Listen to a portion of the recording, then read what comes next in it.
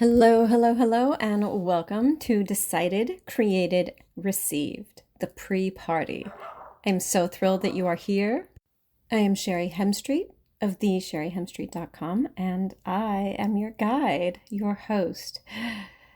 I am the host or hostess of the pre-party. So let's dive in to day one.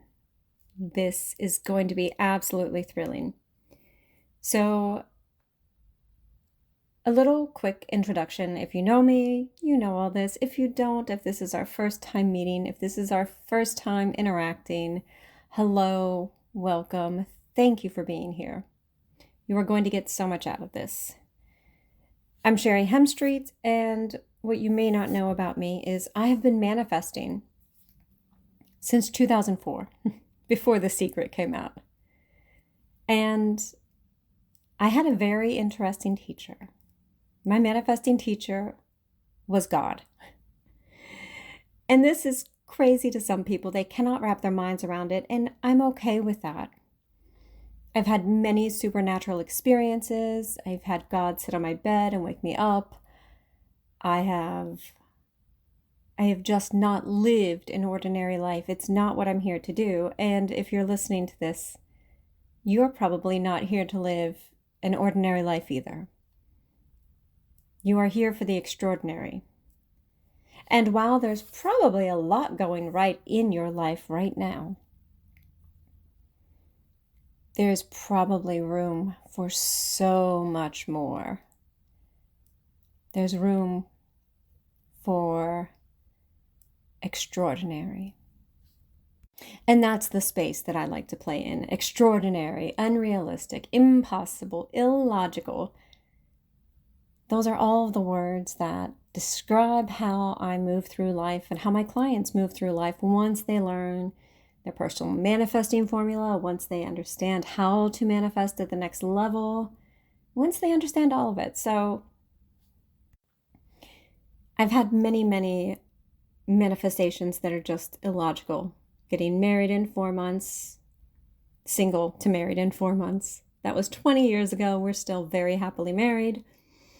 My daughter walking out of the hospital. She didn't walk out of the hospital. I take that back. But the doctor said she wouldn't leave the hospital alive because she was born premature. And I was like, oh, you just have no idea who you just said that to. But I've gotten everything that I've wanted. The house, the car, the life, the luxury, the first class travel, everything. My life has been extraordinary. And it was after I hit 7 figures in business, and I was the most unhappy person in the world. I hated my business. I was at the point of there has to be more than this. And eventually I shut it down and I walked away from it. I just, lit the match, threw it behind me, and never looked back. And that brought us to today. And what I know is manifesting is one of the most powerful tools, but most people don't know or understand it. And there's not a teacher on the planet right now that knows or understands it in the way that I do. And I don't say that with arrogance. In fact, it's actually very uncomfortable for me to say that. But recently over the summer, I had an interaction with God where he showed me the structure of our interaction in the reality creation experience and the structure of the universe and how we fit into it and creation happens. It was very fascinating and much too much for my mind to comprehend. But suffice to say that over the last couple of years, even everything that I have been doing in the manifesting realm has changed. And that's saying a lot because before this, I had manifested $200,000 days, $146,000 weeks, $50,000 clients paid in full. I would sell programs or even low ticket offers that ended up selling $50,000. It was insane for low ticket offers. And this is back when nobody was doing low ticket. I'm talking about 2015.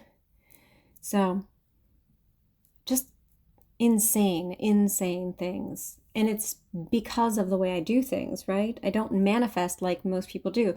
You're not going to hear me say, raise your vibration without making that practical. You're not going to hear me say, it matters if you believe it, or you have to remove your self-doubt, or you have to do all these things.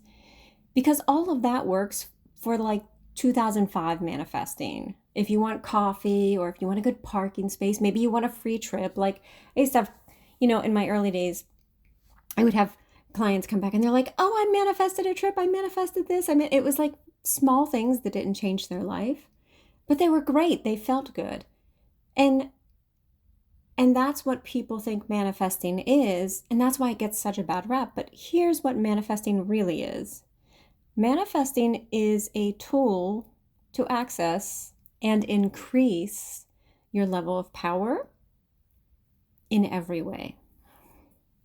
And it's so simple to use for business, which is why I love it, because it makes the roadmap, the blueprints of where you are in your business and where you want to be just so ridiculously simple. When every marketer, every business coach, every author and coach on the planet wants to make it difficult and convoluted and misunderstood, it's very simple. So that's who I am, and that's what I do, and that's what I've done. I've done all kinds of amazing things with manifesting, but what I'm most excited about is this next level. You see, I appreciate the teachers from 100 years ago that are irrelevant at this point. They are still helping people, God bless them, and they've passed on. And so what we have is we have the most magnificent era of trickle-down teaching. We have manifestation coaches and LOA coaches and all of these coaches that are out there coaching on other people's understanding and knowledge. And they're doing it without the lived experience. And this is why manifesting has gotten this bad rap. This is why manifesting is, considered woo-woo and BS. And it's really, you know what it's like out there. You see it. I live it. People always love to put it down, but it's not that those things didn't work. Those things are the appetizer. Those things are to stir your appetite, to begin your palate. Like, it is the beginning. It is to give you a taste, but what happened is everybody thought that was the whole of manifesting. And quite understandably so. We have evolved collectively immensely since 2005. Thank you, God, for that. But nonetheless, the manifesting realm has not. It has not, right? Of course, we see manifestors out there and manifesting teachers who have made millions, but they are still rehashing old trickle-down teachings that are the same things from the same people, that are the same books and the same videos and the same YouTube series and the same TV shows that everybody has watched and seen. And they've just managed to convince everyone that they figured out how to make it work. And a lot of them did, with really good marketing and Facebook ads. And look, I am not knocking anyone for that. But it's time to put the power back into the hands of people who know that manifesting and leaning into the spiritual side of business is where the quantum leaps happen, is where the amplification of business success happens. It's where everything explodes and expands and becomes that which you have in your heart created in reality. And so this next level, I would have never named it this. This literally dropped in. I would have never named it. Decided, created, received, right? And it's funny because I just 2 days ago realized it replaced the ask, believe, receive. And there's something that I think everyone got massively wrong with manifesting. You don't have to believe it. And believing it is the hardest part, because if you've never made seven figures, if you've never had a $200,000 day, if you've never bought a G-Wagon, if you've never signed the note on $1 million house, if you've never done those things, how can you believe and feel and step into that end result? You can't. You're making it up. And yes, we're making everything up, but when you are working with energy, that matters. And so the next level of manifesting is not so simplified, right? This is the invitation to your power. This is the invitation to your purpose, to your path, to your greatness. And manifesting is just a tool. The manifesting that most people know is it's really lame and it has a really bad rap, like I've said already, right? But the manifesting that I and my clients know, like Michelle, who went from $5,000, like she could steady make $5,000 and she had been for years. But what she really wanted was $30,000 months. Oh, there's a big difference between $5,000 months and $30,000 months. And she did it in 30 days. Now, I'm in no way saying that you can do this, and I'm not saying you can't. It's up to you. I'm not anything about it, right? Like, it doesn't matter how you get there if that's what you want. It could be through me, it could be through something else. But the results, like, they even blew me away. They were so extraordinary, so unexpected, and so illogical. Any business coach would say, oh, you got to worry about your nervous system. We have to make sure that you can hold it. She did. She ended up doing 30 to 45 and then 50K cash months for a solid 6 months. And then she went on her way. Amazing. Absolutely amazing, right? I have another client, Tina, who went from like $8,000 and in less than 6 months, less than 8 months, I'm not sure about the exact timeline, she had locked in 100K month. And I was just like, yeah, of course this was happening, right? Now that's a little easier to digest. Like the 5 to 30K, that even blows me away, but it's all the same. It's all about someone being willing to step into their power, turning their fear into the point of power, turning the possibility into probability. All of these, even Tiffany, who was like at 300,000, and I want to say within 18 months, she got to 7 figures. It's going beyond your edges into greatness. And the number one thing needed to do that is to let it happen. And that sounds so simple, right? And it's not like just lean back, eat bonbons, and let it happen, but it's letting the fear be the point of power, letting the unknown be the point of power, letting yourself move into probability. Because possibility is where we all start. Everything's possible, but not everything's probable. And when you move into probability, when you put your heart at a singular target, whether you can see it or not, whether you believe it or not, whether you have self-doubt or not,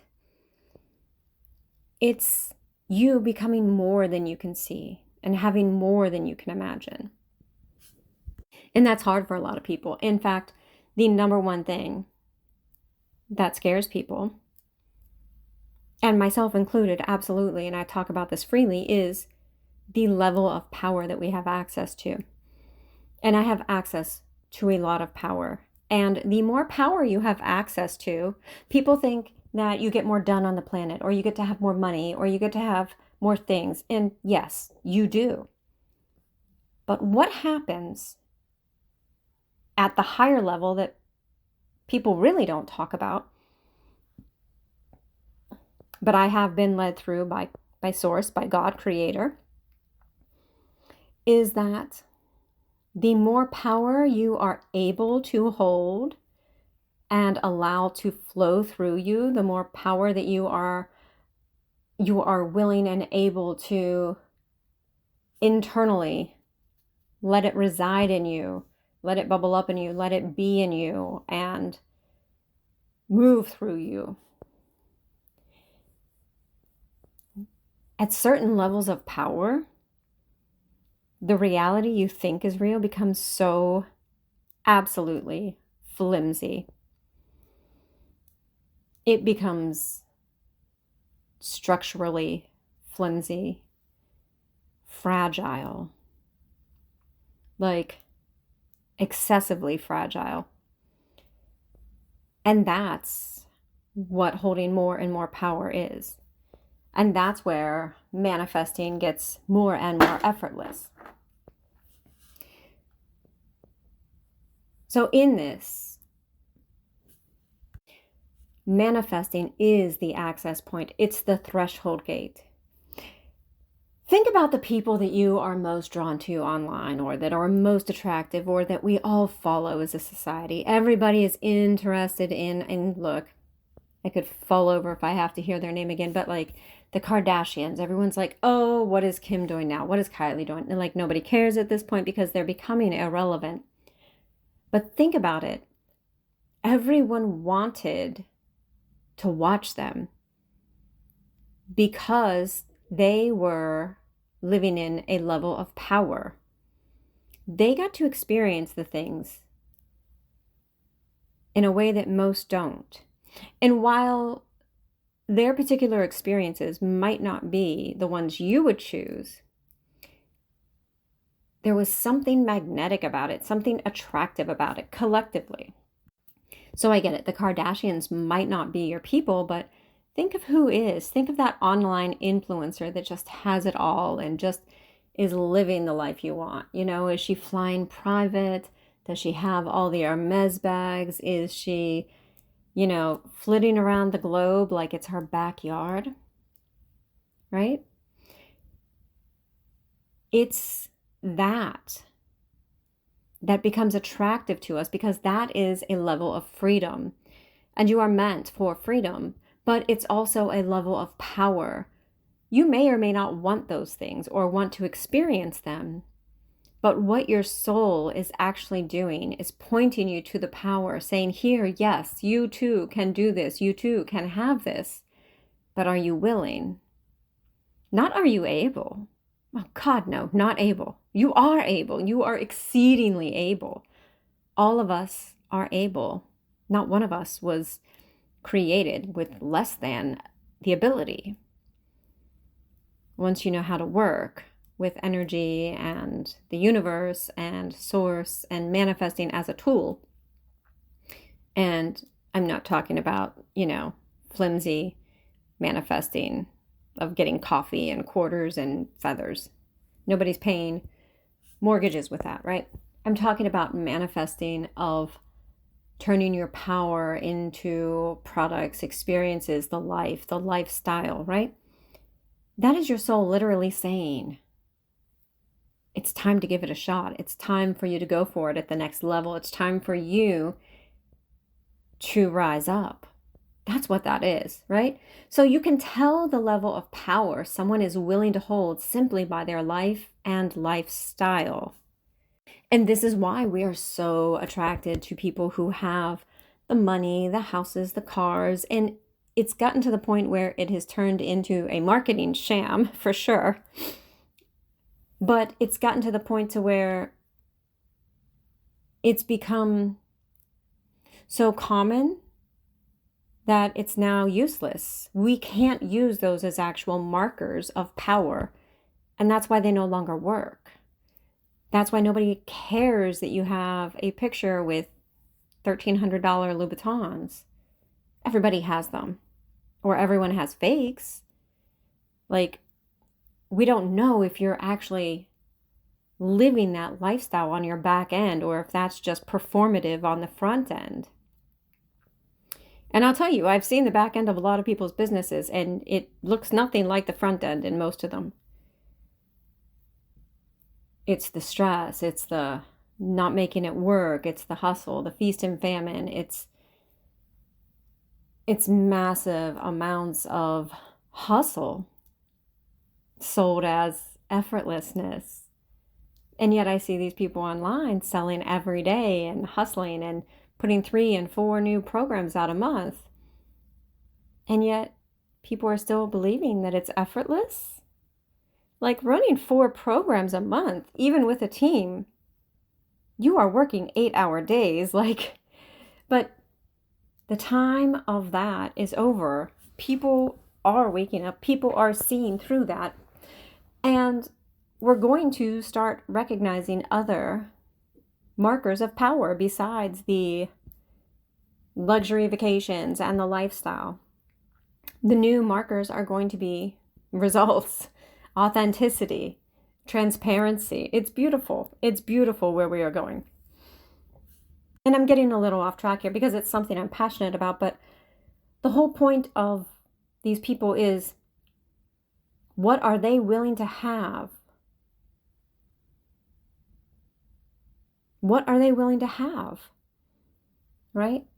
Because you can tell the level of power that someone is willing to hold. Or at least they want you to believe that, right? The performative power. It doesn't matter, right? You can see the level of power someone is willing to hold through their life and lifestyle, or at least you could. But it really comes down to, what are they willing to have? Or what do they still want that they don't have?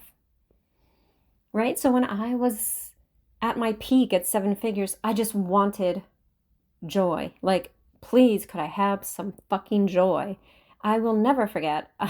We had another freaking record-breaking launch, another insane week at I want to say this was my $146,000 week. And I literally came out of my office. I sat down to dinner with my family. Obviously, it had been prepared. We had people to take care of that, thank God. And I sat down and, my grandma was like, "How was your day, dear?" And I was like, "Oh, it was great. I made $146,000 this week. It's been really good." And as I said it, I was so fucking bored with it. I was like, I made $146,000 and I don't give a fuck. I made $146,000 and I could care less. And my grandmother, bless her heart, I love her. She was like, "Oh, that's so nice, dear." And my husband was like, "Yeah, that's good." And my daughter was like, okay. She was young, She was young, preteen. And I looked around the table and nobody gave a fuck, including me. And I wanted people to give a fuck. I wanted to give a fuck. I wanted to care that I had just made this money. But I didn't. I couldn't have actually cared any less. I could have made $2,000 that week and it would have been the same. Because what I still wanted didn't come through money. And when you're already making money, when you make more money than most people, if you're listening to this, I'm assuming that's you because that's who I attract. But if you are, let's face it, making more than most, 80,000, 100,000, 6, 7 figures, whatever it is, that's more than most people ever make online. If you're making more than most, but there's still things that you do not have, that you require in your heart, in your soul, in your life, in your business, in your fulfillment, those are the things that matter, right? It comes down to what you are willing to have. So I had to find that space where I was willing to have incessant joy. I had to find that space where I was willing to do work that mattered. Because in that moment, I realized it didn't matter what I did. I was going to help these women. I was overjoyed to help these women. I cared about these women. I was going to create impact, and these women were going to create impact, and lives were going to be changed. But I hadn't evaluated that enough. And because I had kept doing what I had kept doing because it had worked, it no longer excited me. It no longer had any passion. I could do it in my sleep. I could do it on repeat. I did it on repeat. It held no power. And this is the point that people get like antsy in business. And they're like, oh, maybe I need to change things, or everything needs to change, or it's the business, it's the messaging, it's the marketing, it's the people, it's the group. I wasn't having problems. The problem was me, right? Like there were times that I did think, oh, it's the messaging, it's the marketing. It never was. It was me, right? But at this point, I became so bored with my business because I wasn't willing to have everything I desired. I wasn't willing to have a business that fulfilled me and truly was an expression of me, was me pushed out into the world. I wasn't willing to have that, maybe because I didn't know I could, maybe because I had started just chasing money because that was the era. And let's face it, when you start making mad money, it becomes a game, but it's not a means to an end, right? And that was a tough time. That was the day that I finally had to realize, I don't care. I don't care. Like, I don't care. I don't want to keep doing something that is so lame. And that's the point that most people try to ignore, try to shove down, try to push down, try to work around, pretend it doesn't exist, push it to the back of their mind. They make excuses for it, right? And the other thing is, right? So it's where they are willing, where someone is willing to have everything they want or what they still want. That is the capacity for power, but also the drop, right? So your power holds within a realm of your ceiling and your floor, just like your income. And where you drop to when it gets hardest, and where you rise to when you return, right? It's that. It's the drop and how you handled that. So like when I realized I didn't care about making that much money again, I was just so bored by it. There was no immediate dropout. The floor didn't fall. The ground didn't go. But it happened slowly. And it took time. And it took more time than it should have. And then I eventually just was like, I don't care. And I blew it up. But it was where I was able to rise to after that because I was willing to handle the drop. So many times people get stuck in the drop and they start spinning out. Marketing, messaging, funnels, all the things. It's not that, right? Here's the thing I wish somebody would have told me in business. I wish somebody would have told me, learn the fundamentals. Just learn what it takes. Learn how many people it takes. That's all. To reach your goals. That's all business is math, and I've been saying it for years. But I wish somebody would have told me, once you understand business math, you never have to work on business again. Not until like $3 million.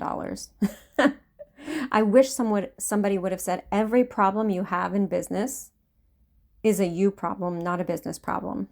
Oh, God, I would have paid $500,000 for that instead of wasting $100,000 on somebody who gave me a metaphor of putting a fishing line over a roof. That was ridiculous. But anyway, right? We are so attracted to these people living these lives, having these champagne problems, living the life that we dream about, and we watch them instead of setting out to create our own reality and creating that own reality that flips a switch in our brain, right? It thinks that this is the only way to enjoy it, is watching someone else, seeing it through other people. When you continue to watch other people, when you continue to see their lifestyle and compare it to yours, and you notice what you don't have and what they do have, it reinforces more of that. You are literally conditioning your mind and your subconscious like, hey, this is the only way I get to enjoy it is through the dream, is through them having it. And that's not power. That's the exact opposite.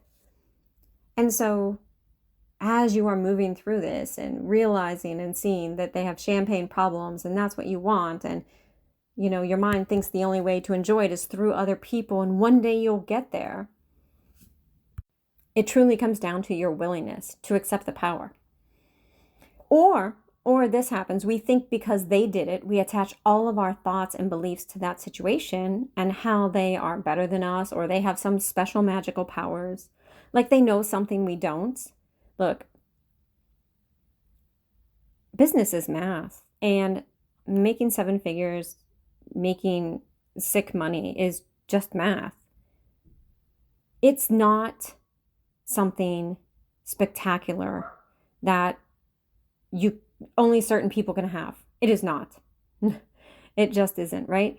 But we attach these stories to it. We create these beliefs to the situation and how they're better than us.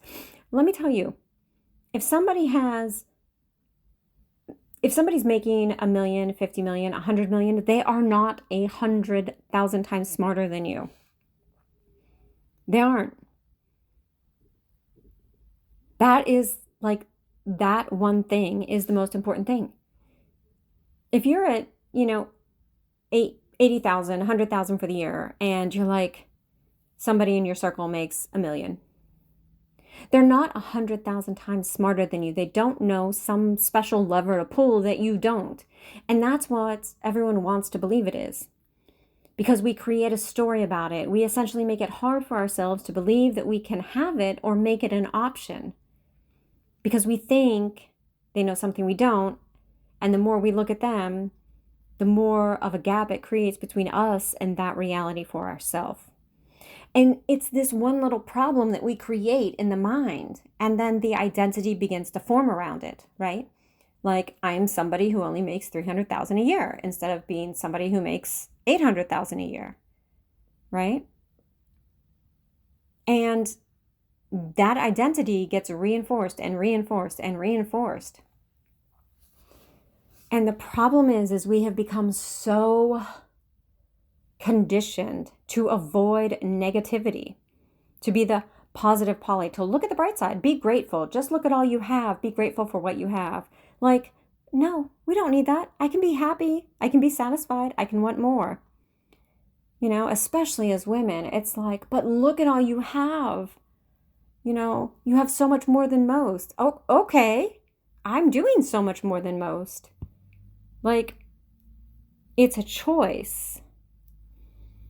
There's no reason to feel guilty about that. There's no reason to feel like you owe anyone about that. But as long as we continue to focus on those who have the thing, we become less able to hold that power. It's the perfect space to enter in to not having it. And we all run from that negativity, or we don't want to give any negativity to it. We don't want to think this. And no, we know better. Do it. Because people run from limitation, but limitation is the gatekeeper. Limitation is the gatekeeper. In fact, that's going to be the homework here, because the secret to making manifesting work, aside from using your unique personal manifesting codes like I teach, is that you have to be moving on energy on both sides of the continuum. This means where you have been and where you are going. And a lot of people miss this step because they focus on and dial into the problem or perceived problem of, I don't have $100,000 launch. I'm not having a $500,000 a year. I'm not going to hit my goal. I'm not going to manifest it. I can't sell clients at 100,000. I can't sign clients at 120,000. Whatever it is, right? We focus on the problem. I can't do this. It's not working. I can't do this. It's not working. And the thing that I know is that's never how you get to the solution, is by focusing on the problem.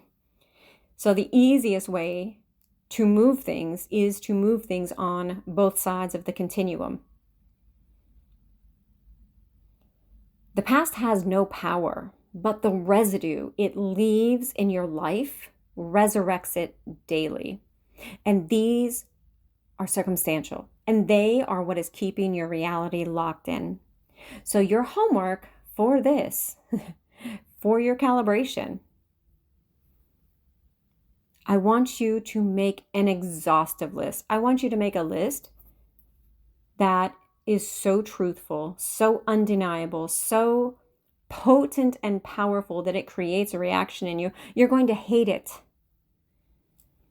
You're going to hate it. I want you to make a list of everything in your life that is not meeting your standard, that you are tolerating, that irritates you, annoys you, bothers you, aggravates you, anything that is not working in your life, anything that is not up to par, anything that you are making excuses over, anything that you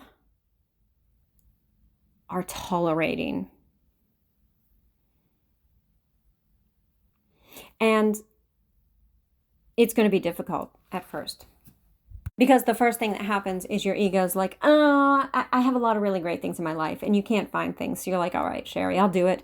Let me put like 10 or 20 things down. And you're like, oh, I hate that my husband leaves his socks on the floor. Oh, I hate having to make dinner. Maybe that's it, Or I don't like folding laundry. Oh, I really wish I had an espresso maker. I don't like this coffee machine, whatever it is, right? Whatever you dislike, whatever is going on in your life that is not a total joy factor, it goes on that list. This is a very binary list. It is an exhaustive list. This is the most powerful work that you can do now. And the power to which you do it, the ability to which you do it, the commitment and the comprehension to which you do it, the completeness, right? That is where the magic is. I know that sounds like so cliche, but it is so true. And it's going to be important that you recognize this, because you can't move into a vision without reflection, and you can't move into a vision without knowing where you are. This is why most people cannot use manifesting at higher levels. This is why most people think manifesting doesn't work at higher levels. It is a different process. At higher levels, manifesting doesn't work from effort like it did at lower levels. So you have to have the balance of reality with vision. So important.